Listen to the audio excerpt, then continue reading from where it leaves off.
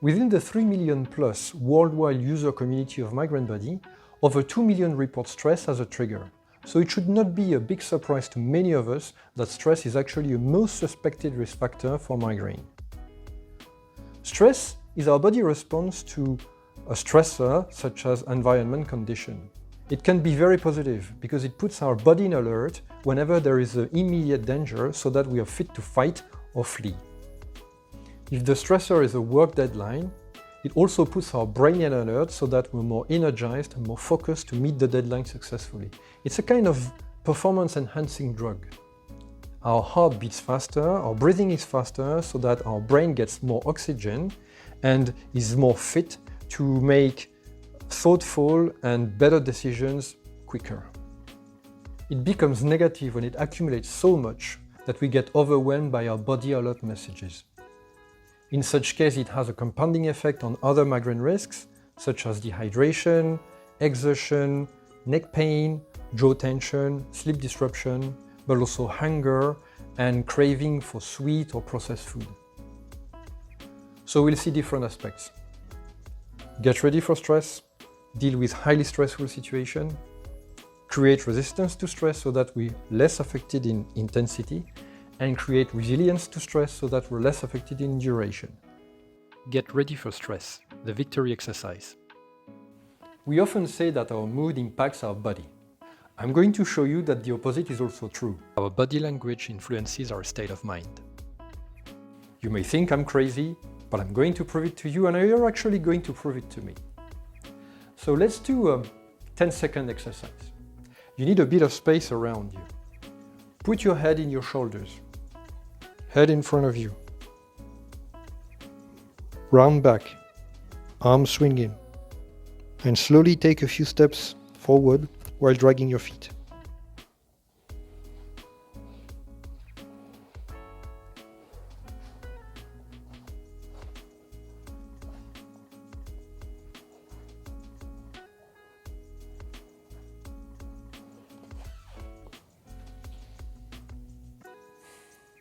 How does it feel?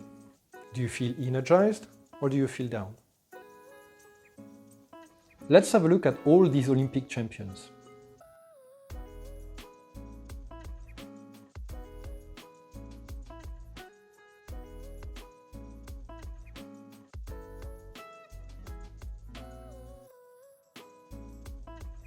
And one more, Serena Williams, who also suffer from migraines.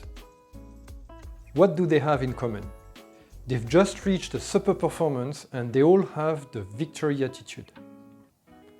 Let's do the victory body exercise together, just mimicking Serena. Your legs open, firmly on the ground. Your head up and back towards the sky. And your arms towards the ceiling with your hands trying to reach the ceiling. And a big smile. And keep this for 10 seconds.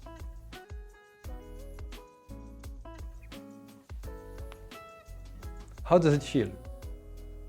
I feel like I've just had a shot of energy.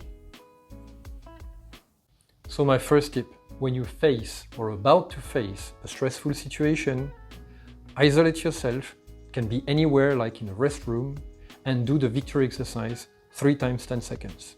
And then go for it. Get your body under control. Cardiac coherence exercise. Isa mentioned it in the FAQ video on lifestyle and migraine. You will find the link here. This breathing exercise helps you quickly calm you down and focus when stress feels unbearable. You can be either sitting or standing, and you need your back straight. So you need to inhale for 5 seconds and then exhale for 5 seconds steadily without interruption.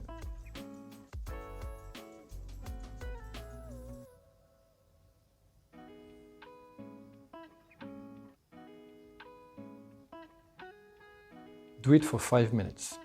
It will help you regulate your heartbeat, clear your mind, and focus and calm down. Also, if you do this 3 times a day, every day, it will help you build resistance to stress. Resistance to stress. Keep your body awake. You can build resistance to stress, meaning that your response to stressors won't be so intense. This goes with physical activity to keep your body awake. No need to go to the gym and get exhausted. Keep in mind that physical exertion is a major risk factor for many of us. We are special, we need a special routine. So book 30 minutes every day in your agenda so that you can practice a moderate physical activity. For example, walking, cycling, swimming, and others. So if you walk or cycle, make sure you do it on a flat trail so that it keeps moderate. The rule is simple: 30 minutes of moderate physical activity every day. This will help you build resistance to stress so that whenever you face a stressful situation, the peak intensity of stress is lower. Resistance to stress. Let go of the notion of time. This is usually called meditation. It used to be quite a vague concept for me until it was explained to me like this, and you have the resources in description. Concentrate on a specific task, such as listening to the rain, staring into the fire in the fireplace, reading, praying, knitting, gardening, any activity that forces your brain to concentrate sufficiently so that it lets go of the notion of time. Science shows that meditation reduces the level of cortisol, a stress hormone that is released in the body when facing a stressful situation. In other words, a very powerful way to build resistance to stress. Try and practice meditation every day for at least 10 minutes. Hugs for resilience. Oxytocin is called the hug hormone or cuddle hormone as it is released in the body when we give hugs. It is a stress hormone that makes us seek for help when we face a stressful situation or willing to give help when we see others in distress. Oxytocin helps us build resilience to stress, meaning that we're affected by stress for a shorter period of time. Hug your loved ones, hug your partner, hug your kids, hug your parents, hug your friends every day. Hug your pets, you can even hug your teddy bear. Hugging is good for you and also good for others. It is a very powerful way to tighten social bonds and also to build resilience to stress. Caring for resilience.